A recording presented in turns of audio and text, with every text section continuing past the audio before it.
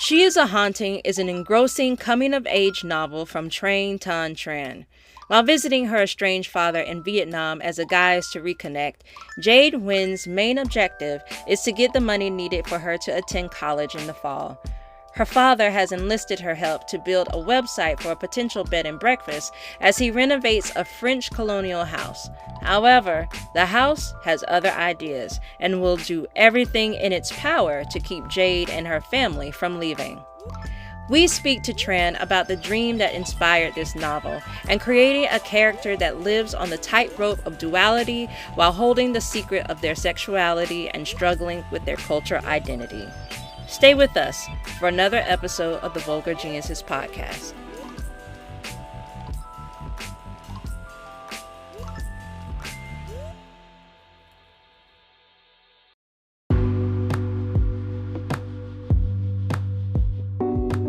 Are you currently looking for a bookstore that has a great selection of books? Well, Kizzy's Books and More is that bookstore.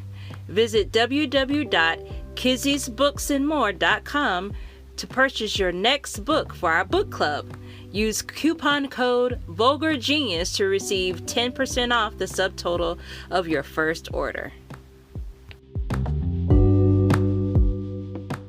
What's up, everybody? Welcome back to another episode of the Vulgar Geniuses podcast. We are your hosts. My name is Denny. And I am Veronica. And today we are joined by this is our anniversary month pick. This is a very special pick.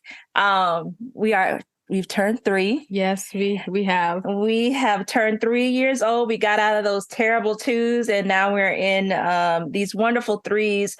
And we are so excited to have our special guest with us today. We have none other than Tran.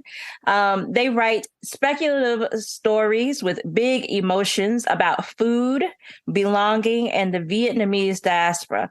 They grew up in a big family in Philadelphia, then abandoned degrees in sociology and public health to tell stories in Georgia. When not writing, they can be found over-caffeinating on iced coffee and watching zombie movies.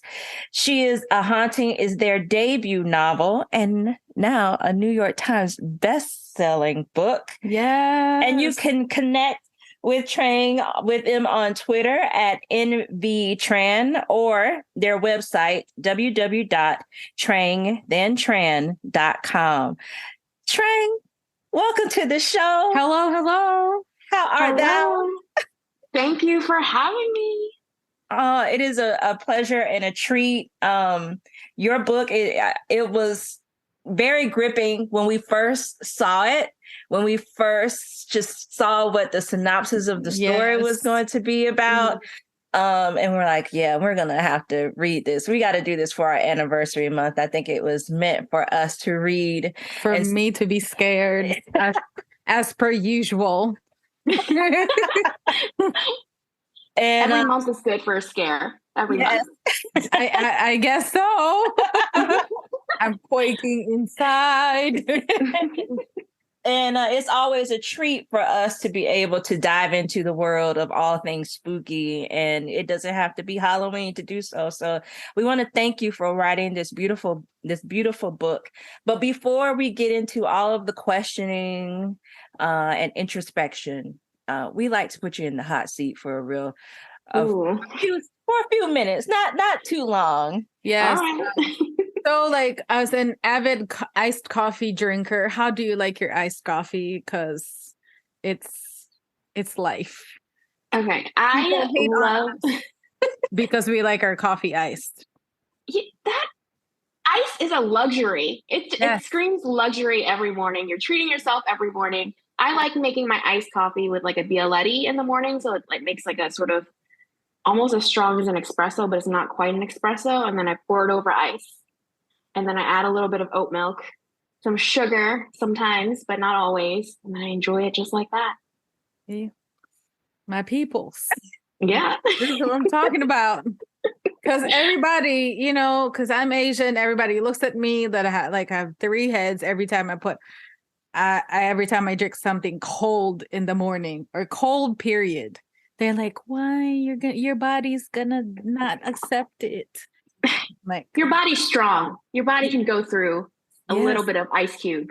That's what I said. But I guess, centuries of like old people thinking be like, that's not good. But anyway. Yeah, my mom's the same way. Drink some hot tea in the morning or just some hot water. No. Maybe someday, but not today. So She's a Haunting has a playlist. What is the most memorable song in there for you? Oh, that's hard. Okay, I think I have to choose the one of the instrumental songs from the Haunting of Hill House soundtrack from the Netflix show, and that's "I Want to Wake Up So Badly," just because it just fits in with the book so much, and then it just draws a lot of like visuals from like the show, even though they're completely unrelated, but sort of like the same vibes, same creepy vibes. So there's a lot of food in this book. What is the one food that you crave almost on the daily?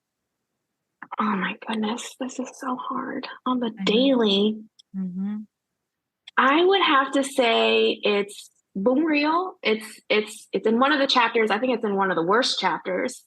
But it's like that like red broth with like the seafood and like the ground up like shrimp and crab balls, and it's just like so good. It's so satisfying, and has like the pig's blood in it. It's delicious. My mom makes it like perfect. Is that your go-to dish when you visit your mom? You're like, I gotta have this. Will you please make this for me?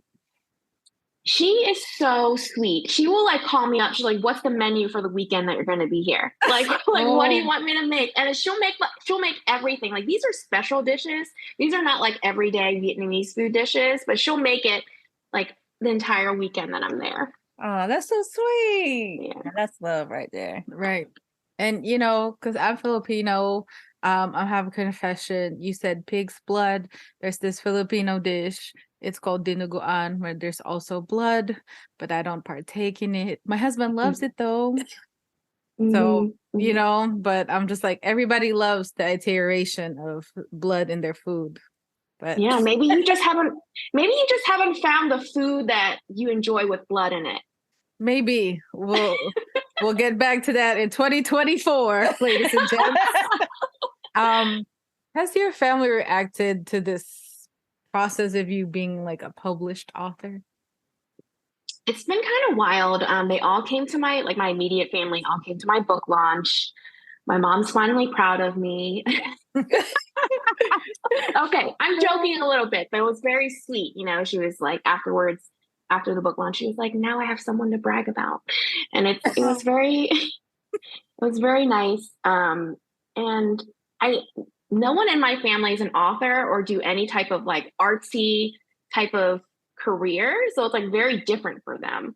But yeah, I think they're a little surprised that that it's sort of taken off in a way, but they're really happy seeing me happy. Like, my mom told me that she's never seen me so happy, like when I'm on like stage or talking with another author. So, oh, I know it's if the arts are kind of a very abstract thing for Asian folks. So we're trying to break the generational curse. Yeah. I mean, when I was 18, that's what my mom told me. She was like, "You cannot be because I told her I wanted to be a writer. And she's like, "You can't be a writer. Like, you want to be able to feed yourself." And I'm like, I totally get it. Totally agree with her. Mm-hmm. You can't create art if you're hungry and you don't have a house, you don't have all these things, right? You need that stability in life to kind of, at least for me, to have the brain power to create. Mm-hmm. But, eventually it's just like, once I got to a place where I could, write, that's what I really wanted to do. Favorite snacks when writing? Ooh, chocolate. Yeah. A specific brand, I guess. Dark chocolate. Please say dark chocolate. It is dark chocolate. Yeah. Any bar of dark chocolate is so good. It's good for your brain. See, there's science behind it. Who was the first person you told the news to, that you were on the New York Times bestselling list? I told my partner. He was just leaving the house going to work, and I called him. I was like, "I hit the list." And then I called my mom like 30 minutes later. I guess I should tell her. She was like, what list? You don't understand what list this is. Oblivious. She's like, all right, bye. So being an immigrant is already hard, but being an immigrant teenager that is also worried about college and also like, and now ghosts is a very unique kind of story. Tell us how this brilliant idea came about and like how now it's like a book of yours, a little baby book. Yeah. 2020, stuck inside my house like everybody. And I was just, and it was almost October. And I was just thinking about, I needed change. And I was like, I'm going to write a horror book. I've always been a horror movie fan. That's how I got started on horror. And I just worked off of the question, like, what are you most afraid of? Right. And, the things at the time that I was most concerned about was, telling my family certain things, having difficult conversations with my family about, sexuality or about going back to Vietnam when I feel like I don't fit in. And that's kind of like where the emotional core of the story came from. And then the haunted house piece just came from one, being stuck inside my house, just thinking about all the houses. We spend so much time in our houses, and it's like all the things that a house must witness, all the embarrassing things, the terrible things. Just imagine if it actually holds that type of memory, right? And so I wanted to write a haunted house story, and it just made sense for like a teenager. Teenagers are often stuck in a house because of their parents, their guardians. So it made sense. It's just like this teenager who does not want to be there and is now forced to be inside this house. But it's like, do you tell the truth to your mom and like get your ass out of there? Or do you like just simmer because you just can't have these difficult conversations? Like, oh, I guess I'm avoiding my emotions. I'm just going to deal with the ghosts instead. Oh my God. Sometimes it's better that way. Yeah. we saw it play out though. So for those who have not had a chance to read this book, would you give us like a quick synopsis of this story? Sure. Chaotic version sort of is an angry but closeted queer teen fights a hungry house in Vietnam that just wants friends and eternal servitude. And find out what happens when the one place where you might belong is actually haunted and she is a haunting. There you go. Now, one thing is with us is that we're always curious about like the why for those who moved away from one career and find themselves into writing. And so I was just curious, what was your trajectory into storytelling when your starting point was your career as a data analyst? And why did you begin with this particular story of She is a Haunting? So let's see. I always wanted to be a writer. My mom said I couldn't, so that's why I kind of pursued other things. And eventually I got into public health. So working as a data analyst at the New York City Department of Health. I started in, I think it was 2014, 2015. So I did that for 6 or 7 years. But I was always like writing sort of like fun stuff on the side, just for me, like nothing serious. But I had this so I'm a cancer survivor. I had cancer when I was 22. So that was one of the biggest reasons why I was like, I need a job with health insurance because it's terrible in the US. And that's part of why I was so motivated to get a good job, to get a stable job. And I love data analysis. It's a different part of my brain. It uses a different type of creativity. So I did that for a number of years, but I had this moment. It was in 2017. My oldest brother died from cancer. And I was sitting in Bryant Park a few months after, and it was like strangely beautiful for New York City. It wasn't smelly. It was, one of those moments. And I was like, oh my gosh, what am I doing with my life?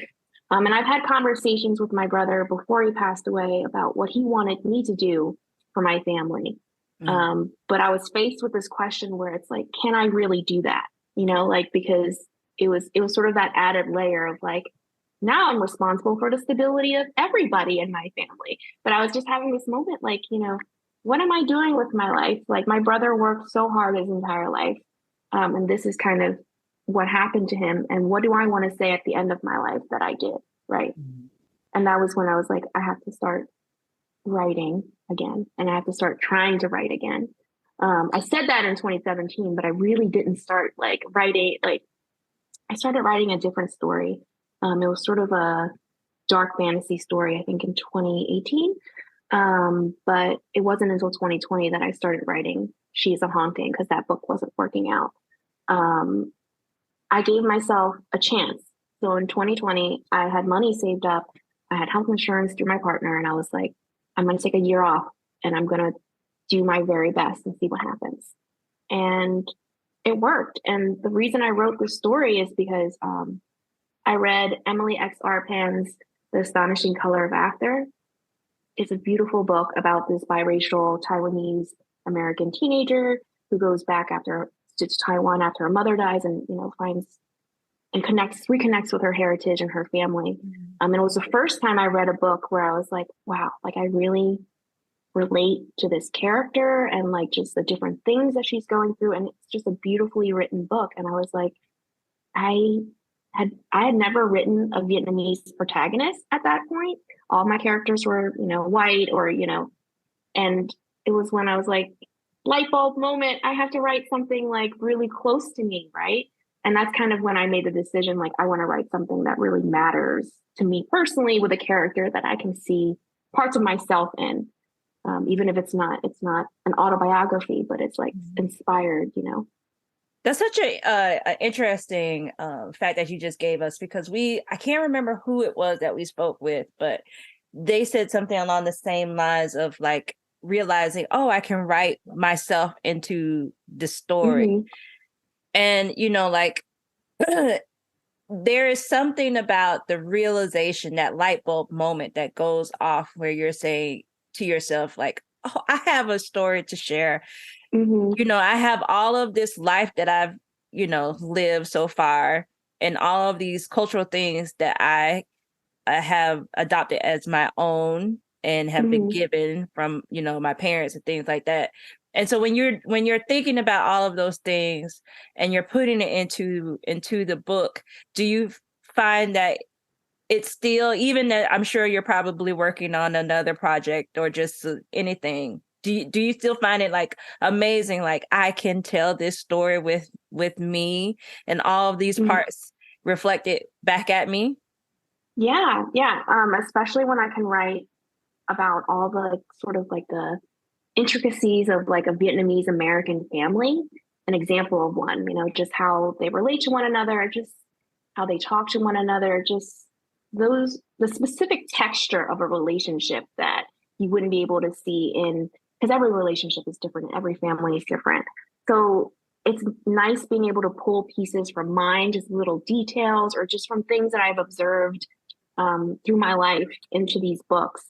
And I love having those things in a book where other people can pick up and kind of get to experience these little magical moments of like, this is what another type of life looks like. This is what their story looks like. Right. Because like my sister is going to be married next month, and my soon to be brother-in-law is Vietnamese. My sister is a non-reader. She's like, it's you, because I'm the eldest. It's me and the youngest that kind of loves this form of art. She finds other things. But when I told her about your story, and she's like, Denny, this is the first time that you're going to be reading a Vietnamese, like, author. And I'm like, I didn't even realize that, because, we champion everybody, by POC in our platform. But then she made me realize, she's like, oh, and they wrote about something that you actually don't, would pick up like on first glance, because it's about horror and stuff. I love the sci-fi aspect, but she's like, but you're a scaredy cat. And I'm like, yes. And then, she was like, well, if you would read this, I would read this too. Because, she was like, I'm very interested. Because I'm like, oh, I would tell her, Diane, what does this mean? And she would be like, oh, let me ask Paul. I love that. So the haunted house concept is used often whenever ghosts are normally involved in the storyline, like House on a Haunted Hill, The Mhm. Conjuring, and Smile. Have you seen Smile? I don't know if you saw Smile. I have. Ooh. That movie was wild. Yeah, some imagery. Oh. Yes. Mhm. So those are a few movies where the home is on a mission along with the ghost to consume those who are inside it. And you've taken this concept to break down the historical social ills as well as the personal secrets held by the ghosts and the people within. What was important to you when taking this house to show the struggles within the metaphorical house of Jade and her Mhm. relationships and her sexuality? Um, I think the thing that I really wanted to incorporate in the house is that it has a sense of memory on its own. This is a house that holds memory, and I wanted to also be really respectful of the history because this house, Niahua, and the house is based in the book is based on the houses that are in Dilac. So there are abandoned French colonial houses in Dilac, um, and they're still there, and they're not lived in. And I drew a lot of inspiration, like what must have happened there, and like what happened in this specific area, because Dilac was, a resort town for French officers because they wanted somewhere cooler because the weather was cooler. And so I wanted the house in the book to have this sense of it has survived all of 100 years. It has survived all these terrible things that happened, and now it's chance to no longer be lonely. Right? It was left behind by the people who built it, and now it doesn't want to be lonely anymore. And I felt like that was a good um, connection to Jade because Jade also doesn't want to be lonely, and it's sort of like how now you have these two characters who want similar things but want them in different ways, and what do they do to kind of achieve that? Um, and at the same time, it was also a place for Jade to explore and to kind of figure out what happened with her family. She really never gets the full answer, just like so many of us never have the full answers from our families, right? But it's that hunger to find out that kind of drives her and drives her dad, to be honest. How did Jade reveal herself to you in this story? Her voice was always very clear to me. I knew that she was an angry teenager because I was an angry teenager. But I also wanted her to have sort of like this. I wanted her to be funny because I just felt like she was a complete person, right? Like she was going through some tough stuff, but she's also funny and she's charming, even if on the surface she's sort of like stone faced or like, holding herself back and not. So I wanted her interior world to feel really rich and hilarious as she's like looking through and dealing with all these things. Also, speaking of Jade, I appreciate Florence being such a badass. Oh, yes. And I'm just like, that is the person that, as like remembering, like, even up to now, I'm like, when I see a person, I'm like, man, what is it to live in that body or, to live that life? But she presents herself that way. But, there's also a story behind Mm-hmm. how they were made, which is, like most people are very realistic that it's not Mm-hmm. always the outside. So I just wanted to tell that about Florence and how, how I loved her. Yeah. I love her too. Cool girl on the surface. Yeah. Some rich stuff inside. Yeah, but kind of like very soft in the inside. But yeah. Anyway, going back to this rotting house, because for us there was like these people, whether dead or alive, trying to hold on to these like glory days of this house. So we've sensed through Jade the need to kind of like move on, like, and fight this ill thinking about ourselves and our culture. For us, was this a subtle way of like hinting the damage that maybe how colonialism, have hit people of color? And maybe Jade is its example. Like, what if we tried to like free ourselves of this? This could be like, like to me, she was such a beacon. Like she was just always so so like tough and like always wanted to fight this thing? Mm-hmm. I don't think I wrote it purposely as, like she is escaping this history, right? Or escaping like the influence of colonialism. I think I was trying to write a very specific family story, and how does this one girl survive this family basically and survive the situation that she was brought into. And that's sort of like that glimmer of hope at the end, right? Where it's terrible things have happened to your family, terrible things have happened to you, but it can be okay and it will be okay. And that's what I wanted for Jade. Ultimately, is even if she doesn't escape all these things, she walked away knowing that she's enough, even if, before she had felt like she was an empty person or that she was never enough for her family or her friends. But now at the end of the story, she is, even if she's walking out of there with scars. Yeah, that was some fight. I want to go and talk more about the house. I think for me that was probably one of the most appealing characters throughout the story. And so in your novel, Jade's father is restoring this French style home that has been to be used as a bed and breakfast, and the investors have dedicated themselves to maintaining the French influence and history of this home without in regard to the damage caused by those living in Vietnam during their occupation.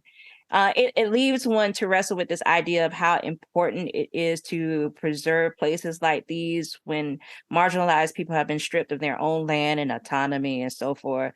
What were your findings in your research that made you decide that not only would you use a house to be the main character of the story, but one of the main characters, but it would be this particular style of home with this legacy? So there are many areas in Vietnam where there's like a mix of like Vietnamese and French style homes. I was particularly drawn to the Dilac area because, it's in the mountains. It's sort of, I was interested by the specific history that was there, where it was like, in the early 1900s, they went here with the purpose of making it into a resort town. And that's messed up. That's so messed up. And so I wanted to tackle that in a way. Like, what does it look like now that these homes that were created for pleasure, for other people's enjoyment, the bad things that happen there, and now that they're just left behind, right? They're just left behind, they're rotting, and no one's really doing anything with them right now, right? And I was drawn to that style of a home because I also am a fan of Gothic horror. And I kind of wanted to reinterpret the house in a way where it's like, a lot of times in Gothic horror, it's like, this mansion, this big mansion, and some past event, ghosts or otherwise, is haunting the protagonist. Well, I wanted the house literally to be a character that is like with the other characters inside of it. It's almost a consumption, right? Like it's just oppressive in every way. This house and the way that the characters are forced to stay there, or at least Jade is forced to stay there by, her father or some other outside entity.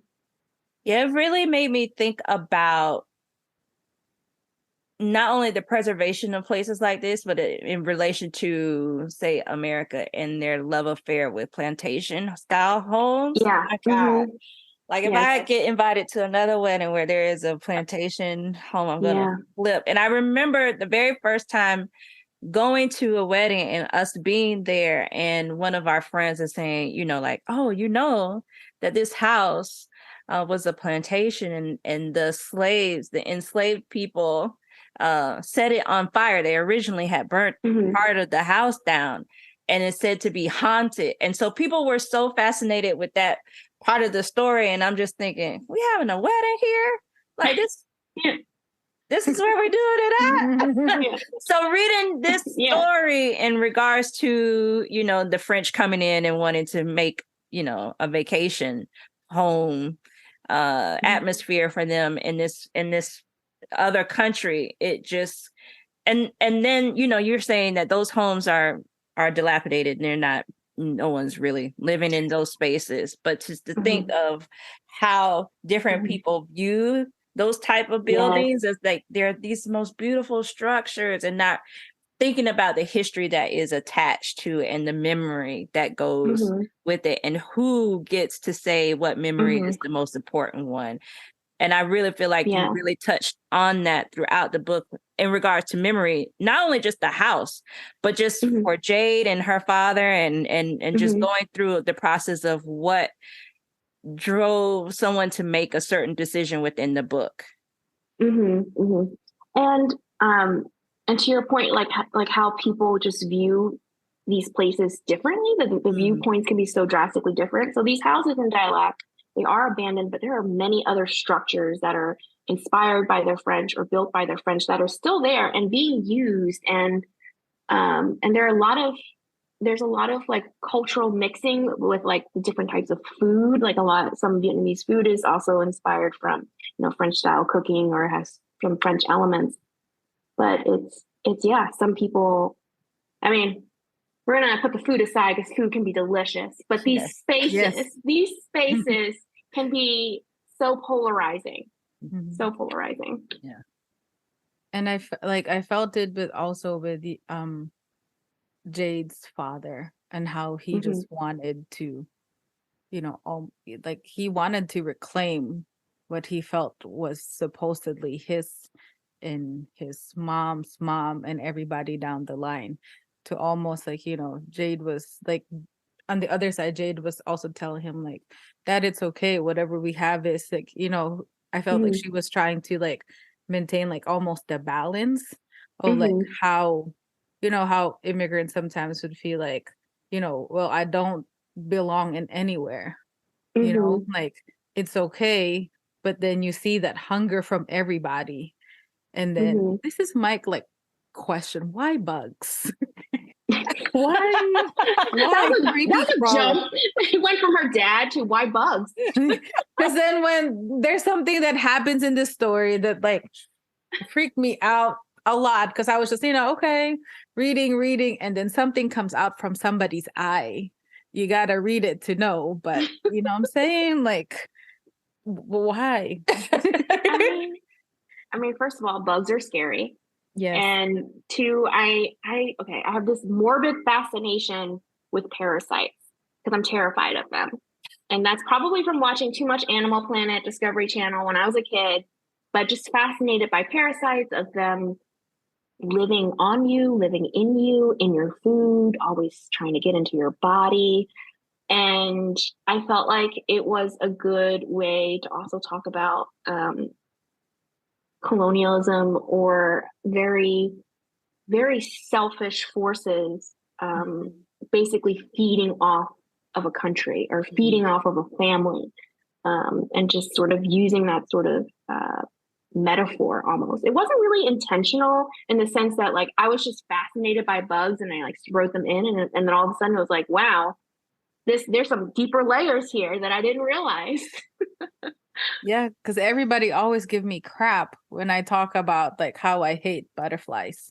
Like I'm terrified of They're bugs. They are bugs. They're insects. It's like the perfect like analogy for colonialism. They lure you in, but deep inside they're insects. See, that's the biggest takeaway.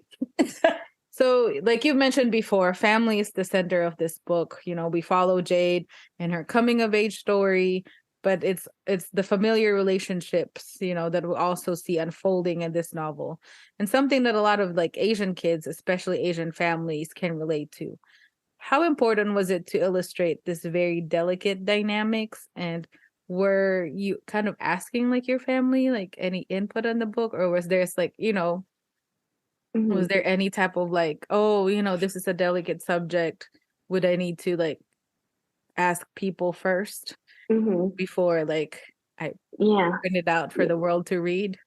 Yes and no. The main part that I really wanted to show all of the complicated nuances between members of a Vietnamese family, where it's like one person came over from America I don't know, in the late 80s and someone else was born in the US. So and how do their viewpoints differ because of this, and where does it overlap? And I wanted to focus on the relationship between Jade and her dad, who on the surface, have this very estranged and difficult relationship, but it's like, where are they similar and where are they kind of wanting the same things, right? And I wanted all of these characters in the family to feel as human as possible, to really want things and to be doing things to get it, or to have things that they can't say to one another, and what kind of damage that does when you keep it to yourself. The parts that So all of that, I was like, all right, well, I'm going to write some emotional damage stuff, and my mom can't tell me no. So all that, so I just did it. But when I told her about the book, the one thing she warned me against was, don't write about communism, Trang. That was what she was worried about. She was like, I don't want you to get detained at the airport, when you do go back. That was the first thing that she was really worried about when I told her I was writing about this family in Vietnam. But for all the other stuff, the yes part comes when I'm trying to write, sort of the more distant relationships, like the viewpoints of like the grandparents, or the viewpoints of like the greater, I guess, Vietnamese society. I asked, my family, like, how did you feel about this? Or like, how do your parents feel about this? Like, what's their viewpoint on, like, for example, like interracial marriages between, French officers and Vietnamese women, for example. Those things I did ask, just to understand, like what all the different feelings were, because I wanted to present my book in a really real way, that where it's like, these are, all the reactions make sense in the context of the story, basically. Did you originally have anything in there about communism within the book, and then you're like, okay, let me take it out, or was it never a part? I mean, I told her pretty early on, so I did write with that in mind, where I was like, well, maybe I should be careful with what I write. But more than that, I didn't feel like I was in a position to write about communism presently in Vietnam. I didn't feel like it was something that I was well informed about and could write. Right, my perspective there didn't feel well-rounded enough to write. So that's why Jade's focus really is like on her family, on history, on all the things that she's worried about now, not necessarily all the other things that doesn't immediately come to mind for her. Yeah, I really, I'm glad that she talked about, going back to the relationship of Jade and his father and her father. That was something that I really felt. I don't have that type of relationship with my dad, but I think a lot of kids, especially, they can identify as like a guardian or a parent, of having kind of like the same, dynamics and how you go about it. Because sometimes, we can't ask the same adult, like, so how do I deal with you? So I think it's very important for children to see that they're not going through the same life experience is just by themselves, that it's okay, like somebody has gone through it, and it's okay, to feel that certain way, but like maybe an explanation of what's going on with the other part was very helpful. And I know as like, growing up Asian, that's something that was like wild to me. So when I first read it in a book, and I'm like, oh, okay, so I don't have to be always angry, I don't have to always be like, almost kind of like resentful towards the people that I love. Because in my head before, I'm always kind of like, why does the people that I love make it so hard for me to love them? And, like this your story kind of like explain, like, it's, it's kind of like a different perspective, almost kind of like explaining to us, like, even as an adult, or like, what happened before, and like maybe how those adults were like moving around you. Maybe you didn't understand the full picture. So it's okay. It's kind of like almost like, that little 360 healing process. Also, maybe for other people that might read your book. So I just wanted to let you know that it has happened. Thank you. I have a question in regards to, I don't know who I heard it from. I'm sure it was probably some video I was watching on late at night on Instagram. I think it was probably like a therapist or something, but they were talking about the dynamics of being a parent and how you are a different parent at every single child that you have. And what we see within the book, I know we spent a lot of time talking about Jade and her father, but you have Jade's sister, Lil, who has a different relationship, and she sees her father in a totally different perspective than, say, Jade. Will you talk to us about creating that dynamic? And was that something that you also had in your mind, of like how one child might be more affectionate and loving towards one parent, where the other one might have a different stance altogether? Yeah, absolutely. I wanted to show that two kids in the same house can have wildly different experiences with their parents and have a different viewpoint of their parents and how loved they are. Because parents are different, I think, with each kid in small and in big ways. I come from a big family. I have 3 older brothers and 1 younger brother. And, we're also separated by really big age gaps. My younger brother is like 8 years younger. My the oldest brother that's closest to my age is like 7 years older. And we have very different experiences with our parents or our guardians and our other family members. And sometimes I didn't really know what was going on in my siblings' relationship with my mom or with my other family members. And that's kind of where the inspiration came from, right? 2 siblings who have wildly different experiences with their dad, who are in this difficult situation together, but want completely different things. Right. And yet those 2 siblings are close. They're close and they love each other so much. So how far are they willing to go to, hurt each other or like not let the other get what they want in order for them to accomplish what they want with their parents, basically. I'm glad you wrote that into the book, because so many times we see where you're having siblings, they kind of all approach the father and or mother in the same way. Like they all have this same general love and complaints and concerns about the parent, but they don't ever have that very perspective. So I want to thank you for adding that in there, because it's like, some children love one parent and then you'll have someone else. I have a friend whose father had passed away, and he's having conversations with his sister, and she'll say something. He's like, how do you not remember?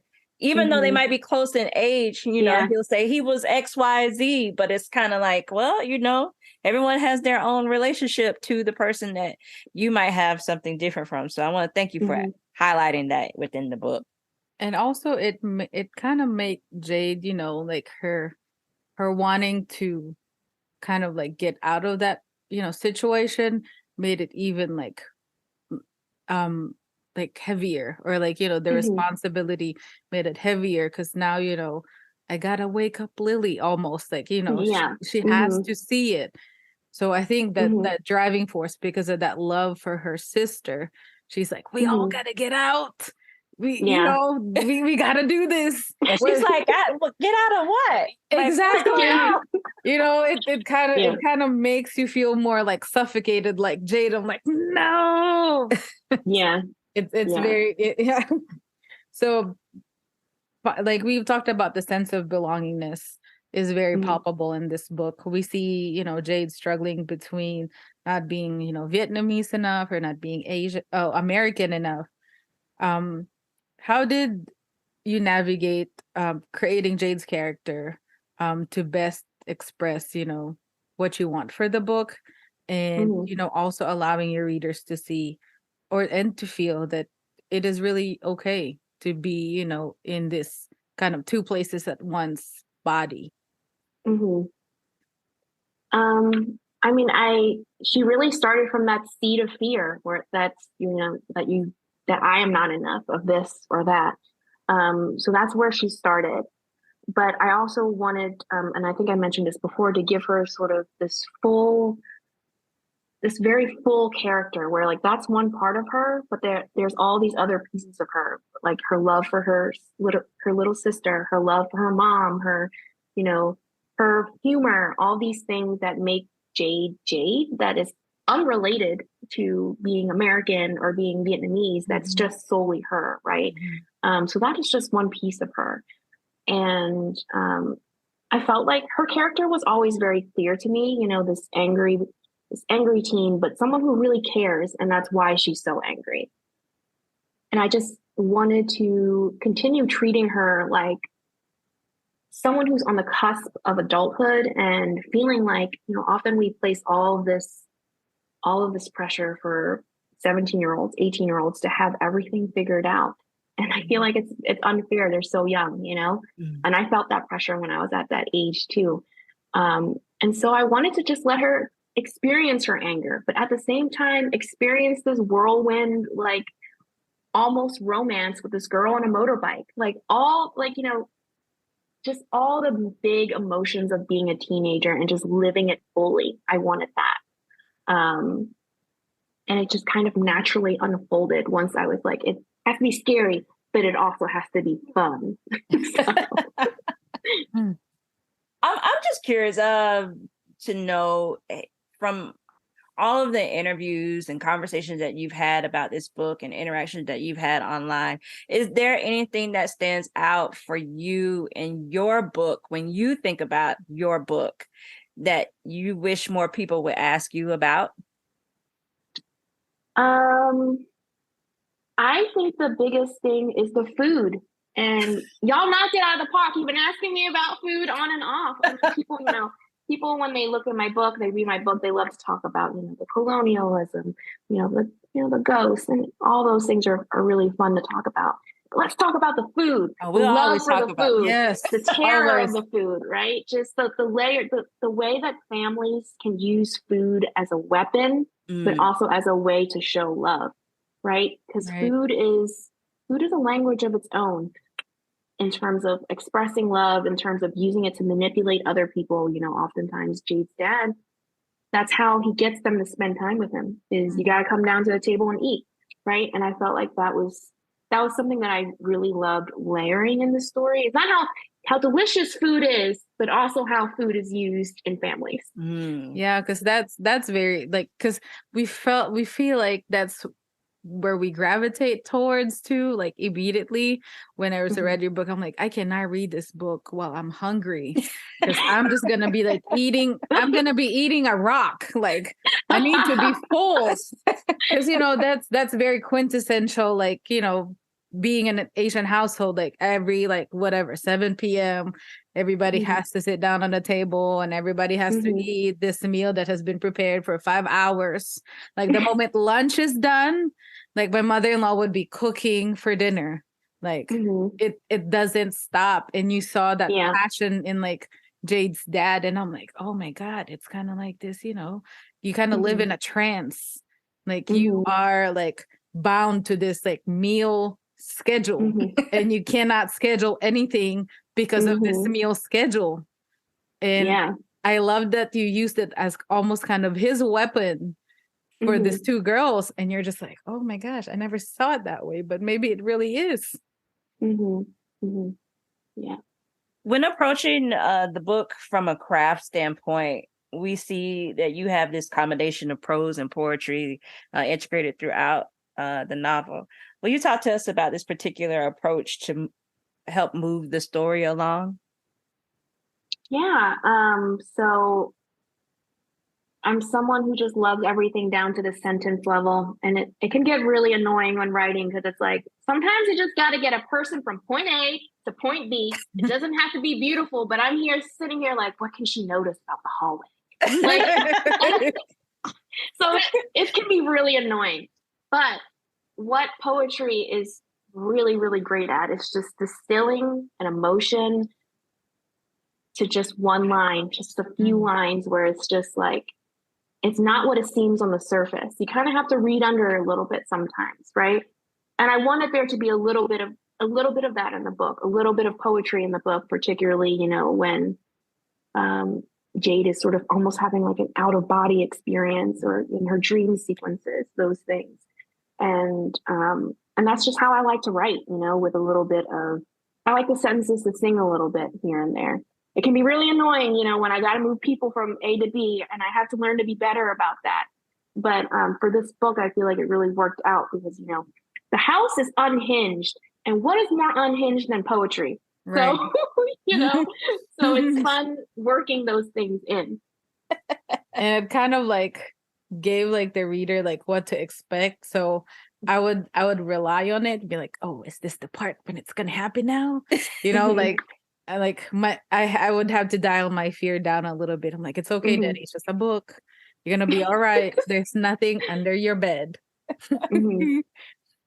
So I know that this is your first book, your first baby that's out in the world. I was just curious to know, how do you see the publishing industry evolving in terms of inclusivity and representation for non-binary and gender non-conforming writers?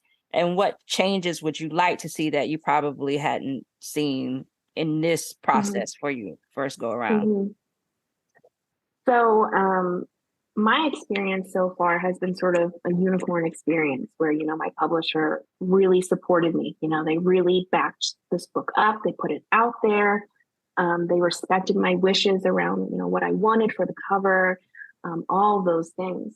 But what specifically I want from the industry as a whole for non-binary, genderqueer, and trans authors is that there are all these book bans that are happening across the country, all these challenges that are happening at libraries. Where are the publishers? Why is it individual authors who have to stand up and talk about it?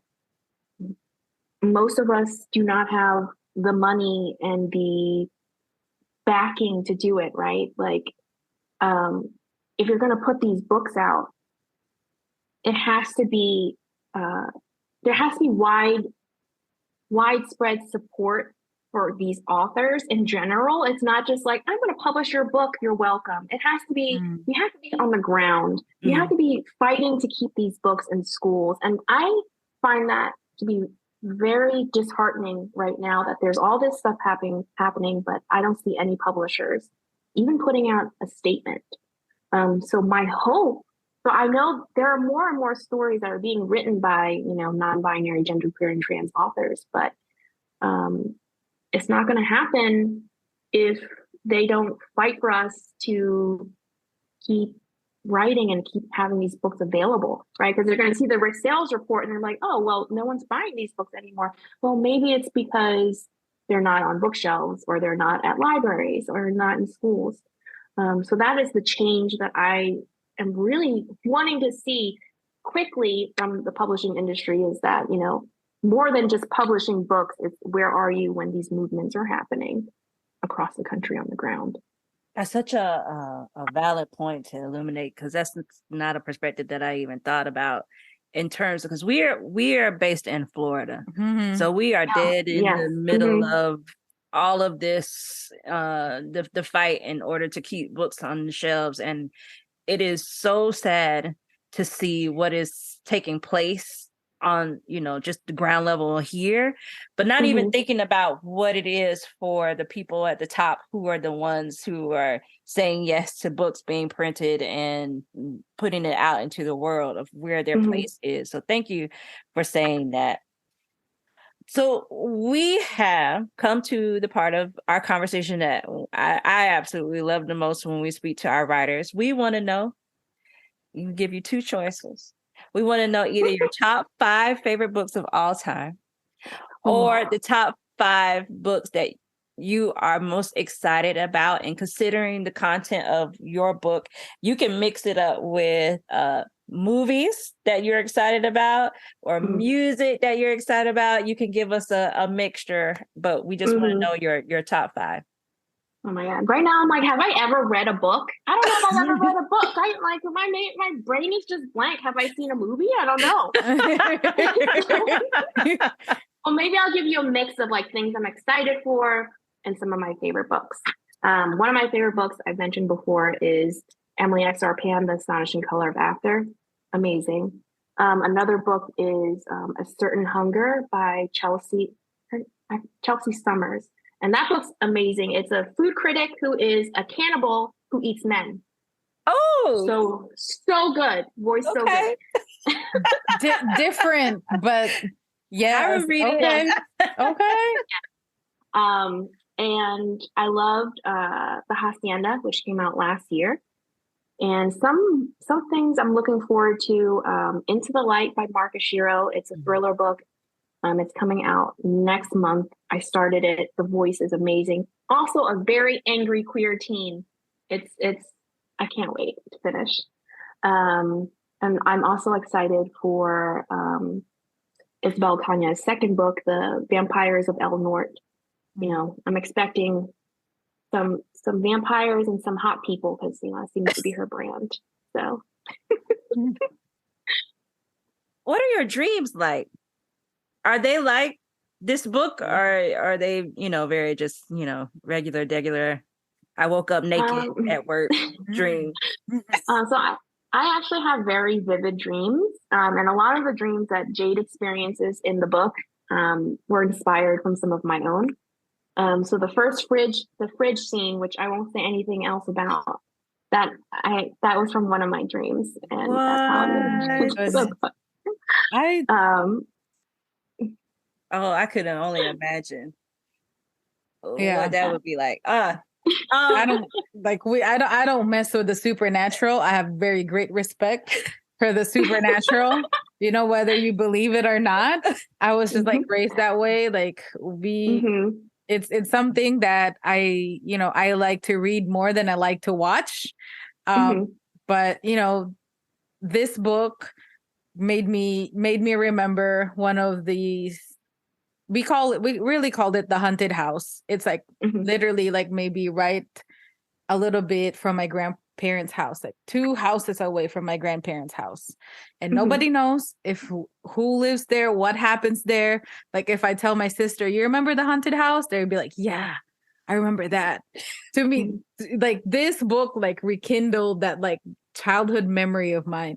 And up to now, like I asked my parents, I've asked my grandparents, nobody knows what have happened there. Cause that was a Japanese house. Cause I was I was born in the Philippines.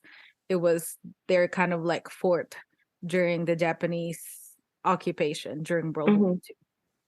So it's kind of like this house. So I'm just like, oh. There you go, part 2 of She is the Haunted, right there. We got to write it together. Your journey back to the Philippines. Well, Trang, thank you so much for joining us tonight. It has been a pleasure to speak with you about your book. Congratulations on everything for it. Yeah. You know, it's on its second week on this list, and that means that there are a lot of people who have their hands on this book, and we are hoping that they're devouring this book and passing it on to other people to read. And we are so grateful to have had you on our show to celebrate us turning 3 with this beautiful book. So thank you so much for joining us. We hope that you have a wonderful night. Yes. Thank you.